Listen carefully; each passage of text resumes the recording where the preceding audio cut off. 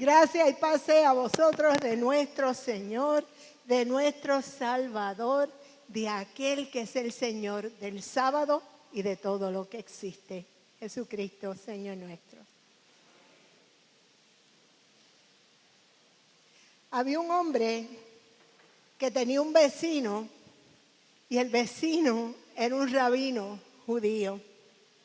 El rabino tenía tremendo Mercedes, tenía tremendo carro, pero el sábado el rabino salía caminando para la sinagoga a oficiar el culto.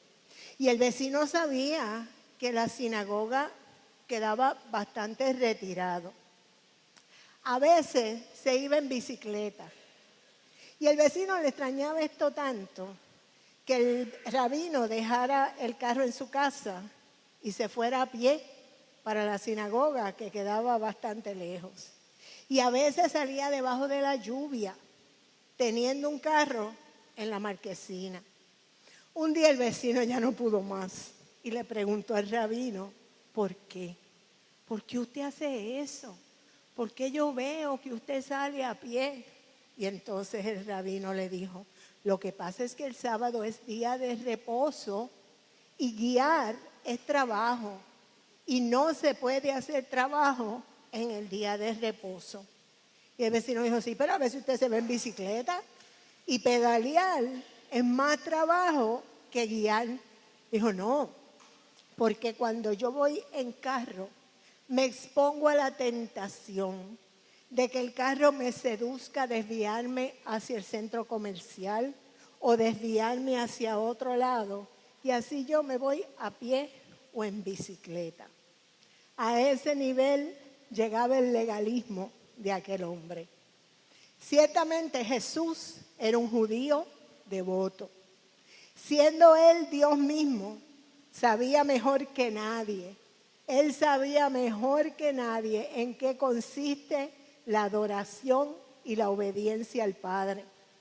Pero aquellos hombres que se denominaban las autoridades religiosas, aquellos que supuestamente conocían mejor que nadie la voluntad de Dios, dedicaban su día de reposo no a la reflexión y a la adoración y no a la devoción al Señor, sino dedicaban su día de reposo a espiar a Jesús con la intención de cogerlo en pifia. Cuando lo ven caminando con sus discípulos en el día de reposo por los trigales, ellos empiezan a coger los granitos y a comérselo. ¡Horror! Están violando el sábado, están cosechando, están trabajando en el sabbat, en el día de reposo. Y es entonces que Jesús le da a ellos y a toda la iglesia que ha de venir una cátedra sobre el verdadero significado de la ley. Y entonces les dice un enigma, oye, ¿para qué hizo Dios el día de reposo? ¿Hizo el hombre para el día de reposo o hizo el día de reposo para el ser humano? En otras palabras, ¿qué es lo que quiere Dios con la ley del descanso? ¿Qué propósito persigue? ¿Es un modo de aprisionar a las personas en una inactividad obligada? ¿O es un medio que Dios suple para que los seres humanos tengan descanso y renueven sus fuerzas? ¿Cuál es el propósito? ¿Por qué existe el día de reposo?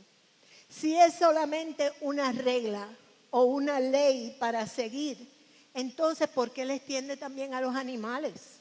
Los animales no saben de ley, los animales no cogen clase en la sinagoga, pero ese reposo lo extiende a la creación entera, porque el propósito de Dios y el propósito de su ley es uno.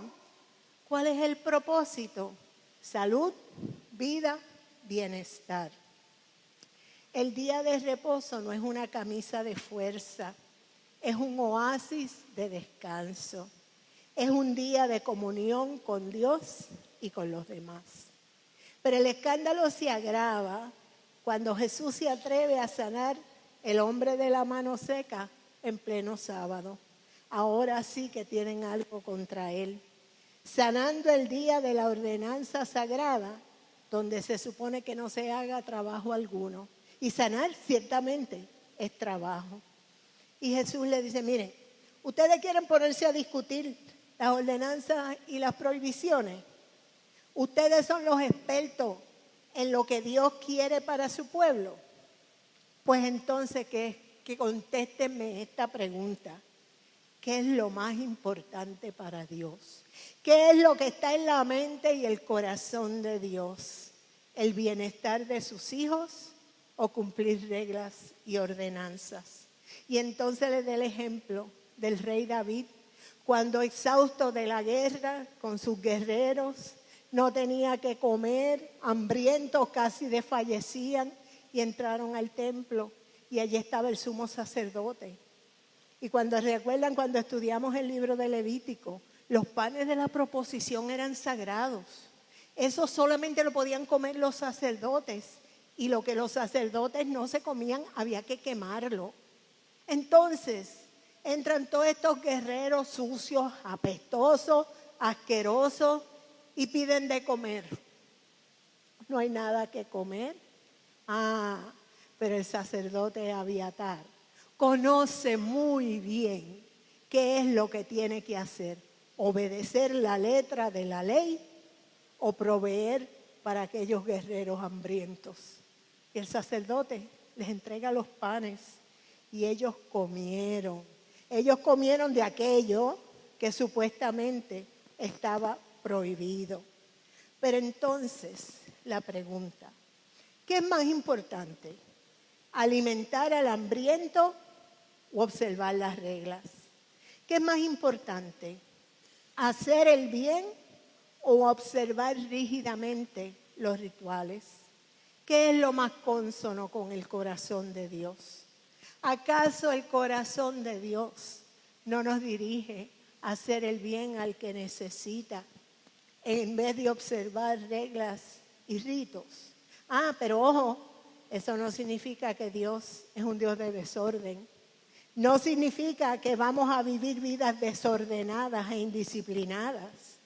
Lo que Jesús nos dice es que el espíritu de la ley va por encima de la letra de la ley. Curiosamente, y yo creo, Maggie, que esto nunca había pasado, que la lección de la escuela bíblica de adultos hoy era precisamente lo único, que aquella está en Mateo y esta está en Marcos. Y en ambos evangelios, el punto, el corazón, el extracto, es que la ley es buena porque nos da orden. La ley es buena porque pone paz en la sociedad. Sí, claro que sí. Pero si yo tengo que escoger entre obedecer la ley y hacerle bien a mi prójimo, ¿qué voy a escoger? ¿Cuál va a ser mi decisión? Nuestra única ley, la única ley que tiene la iglesia, ¿sabe cuál es? Es la ley del amor. La ley del amor. Y Jesús se lo dijo a aquel fariseo que vino, maestro, ¿qué es lo que hay que hacer para ser salvo? Obedecer la ley y los profetas. Y él le dijo, no, nada de eso. Amarás al Señor tu Dios de todo tu corazón, con toda tu mente, con toda tu fuerza, y a tu prójimo como a ti mismo. Y entonces Jesús le dijo, esa es la ley y los profetas. Los rituales y las prácticas espirituales son útiles y valiosas. No te creas, nosotros somos una iglesia litúrgica. Y la liturgia nos enriquece, la liturgia nos conecta con nuestro Dios. Pero ¿qué es más importante? ¿El evangelio o la liturgia? ¿Qué es más importante? ¿Que yo cante el Kyrie y el Gloria y el Cordero de Dios, tará, ta, ta, ta, ta, y no puedo saltar ninguno? ¿O que yo abra la mesa para que el pueblo de Dios reciba cuerpo y sangre de Jesús? ¿Qué es más importante? ¿La formalidad o el sentimiento? ¿Qué es más importante? ¿La necesidad de mi comunidad o las leyes. Miren, nosotros aquí damos almuerzo los miércoles y los viernes. Y aquí nosotros vemos cosas, Anilda, vemos cosas tremendas. Vienen por ahí personas vestidas y a veces se ponen ahí a discutir y usan unas palabrotas. ¿Y sabe lo que yo les digo? Yo vengo y les digo, mira, acuérdate donde tú estás.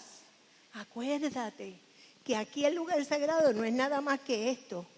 Es todo esto. Ahora, yo sería incapaz de decir, el que venga por aquí casi es nu, el que venga por aquí moteado que se está cayendo, o el que venga por aquí tú apestoso o hablando malo, no me le den comida. ¿Qué es más importante? ¿Qué es más importante? Yo pienso que el amor va por encima de la ley. Actualmente, nuestro país se enfrenta una gran lucha por la eliminación de la Ley 80.